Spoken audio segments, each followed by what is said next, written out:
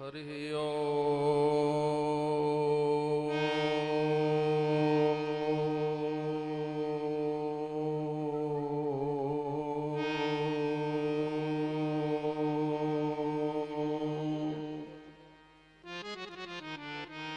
श्री गुरुचरण कमलेभ्यो नमः। बोलिए सच्चिदानंद भगवान की, सतगुरुदेव भगवान की। धीरे ही बोलना है तो और धीरे बोलो थोड़े से। बोलिए सच्चिदानंद भगवान। मैंने कहा धीरे बोलो, आप और जोर से बोल रहे हैं। अच्छा, तो एक बार और जोर से बोलिए। बोलिए संत हरि भक्त भगवान की, वस्ती माता की, संत हरि भक्त भगवान की जय जय श्री राधे श्याम। श्री चरणोत्सव महापुरुषों का नाम लूं तो समय बहुत ज्यादा बढ़ जाएगा। सभी संत हरि भक्त चरणों में मेरा चंदन बंदन सादर अभिनंदन। एक बार नहीं, आपने अनेकों बार मुझे सुना है। मेरा जन्म स्थान, मेरी जन्मभूमि जैसे भगवान को प्रिय अवध है, ऐसे ही मुझे आप सभी प्रिय हैं। अति प्रिय मोह यहाँ के वासी, मम धामदापुरी सुख राशि। किसको प्रिय नहीं होती है जन्म मातृभूमि। मेरी मातृभूमि के माता और बहन, मेरे बुजुर्गों, आप सभी को भी मेरा चंदन वंदन सादर अभिनंदन। बात यहां आ जाती है, ये संतों का जो समागम होता है ये बहुत ही प्रशंसनीय होता है, आनंदमय होता है। ये कहिए, देखो इन तीन में एक एक ताकत होती है। गंगा पाप का हरण करती है। गंगा गंगा योग रुइया, जो गंगा गंगा नाम लेते हैं, केवल मात्र नाम लेने से भी, और कहीं स्नान करने को अवसर मिल जाए तो महाराज वो पाप ताप सब दूर हो जाते हैं, पाप दूर हो जाते हैं। गंगा के अंदर एक ताकत है कि वो पाप का हरण कर देती है। चंद्रमा के अंदर एक ताकत है कि वो शीतलता देता है, तो ताप का हरण करता है। कल्प वृक्ष के अंदर भी एक ही ताकत है कि वो दैन्यता का हरण करता है।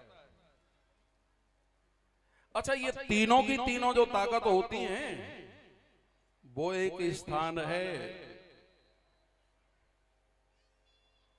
पापम तापम तथा दैन्यम सद्य साधो समागम। वह है संतों का समागम जो आप सभी लोग सानिध्य प्राप्त कर रहे हैं। इन संत महापुरुषों और व्यास जी महाराज के लिए जोरदार तालियों से आप स्वागत तो करें। गंगा पापम शशि तापम दैन्यम कल्पतरौ हरेत, पापम तापम तथा दैन्यम सद्य साधो समागम। पाप ताप और दरिद्रता, इन तीनों को हरण करने की ताकत तो इन संत महापुरुषों के सानिध्य में हुआ करती है।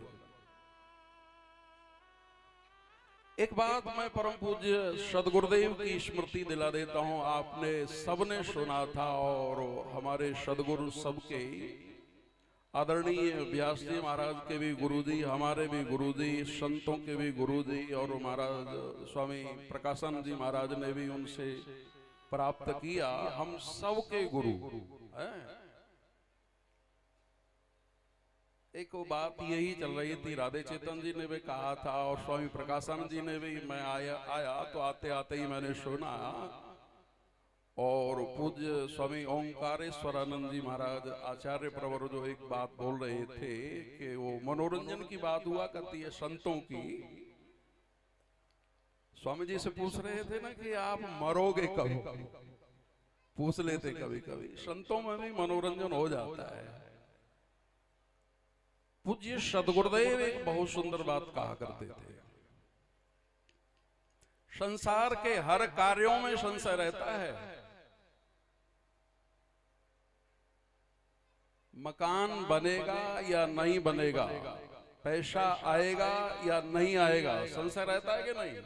शादी होगी अथवा नहीं होगी, फिर हो भी जाए तो बच्चे होंगे या नहीं होंगे, फिर पढ़ेंगे या नहीं पढ़ेंगे, कहीं मूर्ख न रह जाए, संशय रहता है कि नहीं रहता है? मकान में संशय, संतान में संशय, विवाह में संशय, धन में संशय, मिलेगा नहीं मिलेगा।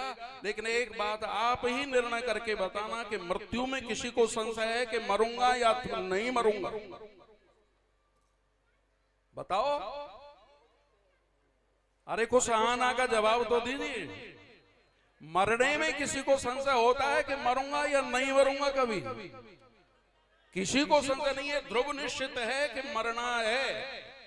आया है सो जाएगा, राजा रंक फकीर, कोई सिंहासन चढ़ चला कोई बना जंजीर। ये संशय रहित बात है, किसी को संशय नहीं है, सबको मालूम है मरना है। लेकिन आश्चर्य की बात यह है कि फिर भी हम संभल नहीं पाते हैं। अगर ये हमको निश्चय रहता हो तो पूरे बुरे कर्म क्यों करें? हैं? ध्रुव नहीं रहता है, इसे भूल जाते। अहनि अहनि भूतानि गच्छन्ति यो मंदिरम शेषा स्थावर में छन्ति किमाश्चर्य मतः पर। बोले सबसे बड़े आश्चर्य की बात यही है जो हम इस मृत्यु को भूले हुए हैं। इससे बड़ा आश्चर्य दुनिया में और कोई नहीं हो सकता है, कोई नहीं हो सकता है।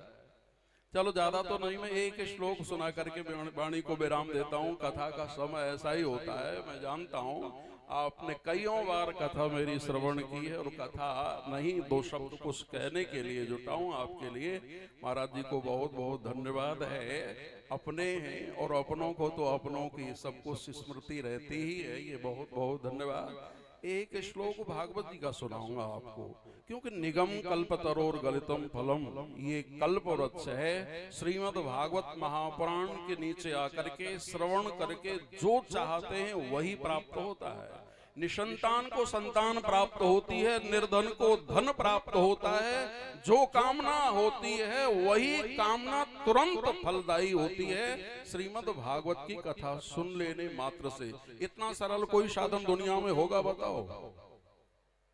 सबसे जल्दी कल्याण करने का साधन अगर संसार में है तो वो श्रीमद् भागवत महापुराण है। बोलिए श्रीमद् भागवत महापुराण की। ऐसा है वो श्रीमद् भागवत महापुराण। एक श्लोक में आपको सुनाऊं। एक बार भगवान श्री कृष्ण ने इन गोपी और ग्वाल वालों की परीक्षा करने के लिए एक जीर्ण शीर्ण नौका में रात्रि के समय पर बिठा लिया। परम पूज्य गुरुदेव इस श्लोक को बहुत सुनाया करते थे। बोले एक बार जब भगवान श्री कृष्ण ने सारे के सारे ग्वालों को अपने साथ में, जिसमें श्री दामा है और मधुमंगल है, आशुतोष है, सब है, ये सबको बिठाया। और ऐसी नौका है जो जीर्ण नौका थी, माने रिटायरमेंट थी, ये कोई काम आने वाली नौका नहीं थी। ऐसी नौका में बिठाया रात्रि का समय, और रात्रि के समय में भगवान श्री कृष्ण बने केवट, बने नाव को चलाने वाले, और नाव को छोड़ दिया। और रात्रि के समय में, अमावस्या की रात्रि, ग्वाल वाल क्या देखते हैं कि भगवान श्री कृष्ण नाव को चला करके ले जा रहे हैं ना, उसी नाव में थोड़ा जल आने लगा, जल आने लगा। अच्छा आप ही बताइए, जब जल के ऊपर नौका रहती है तो उस नौका में ये ताकत होती है कि आपको किनारे पर लगाती है, और अगर वह जल नौका में आ गया अंदर तो फिर नहीं लगा सकती है। जब नौका के अंदर जल आने लगा तो सारे के सारे ग्वाल वाल घबराने लगे। उस समय का प्रकरण वर्णन करते हुए एक बड़ा सुंदर श्लोक आता है।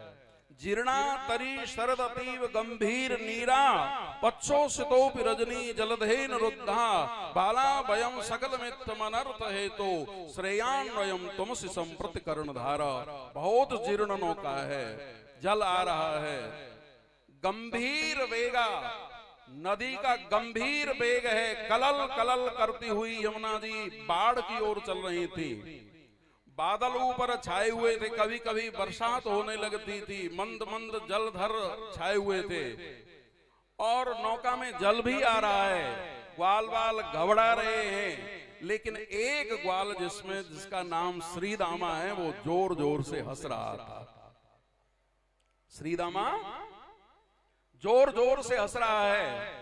भगवान श्री कृष्ण ने कारण पूछा, बोले भैया सारे के सारे मनर्थ हेतु माने अनर्थ के हेतु, मरने के हेतु हो रहे हैं, डूबने वाली है ये नौका, सब घबरा रहे हैं ग्वाल बाल, लेकिन श्रीदामा तुम बताओ क्यों हंस रहे हो? एक जोरदार इतना सुंदर जवाब दिया श्रीदामा ने जो आपके हृदय में भी घर कर देगा वो जवाब। आप सोचिए तो सही। श्रीदामा ने कहा कि प्रभु मैं इसलिए हंस रहा हूं, इसलिए मैं प्रसन्न हो रहा हूं कि जिस नौका के खेने वाले श्री कृष्ण हैं, क्या वो नौका डूब सकती है?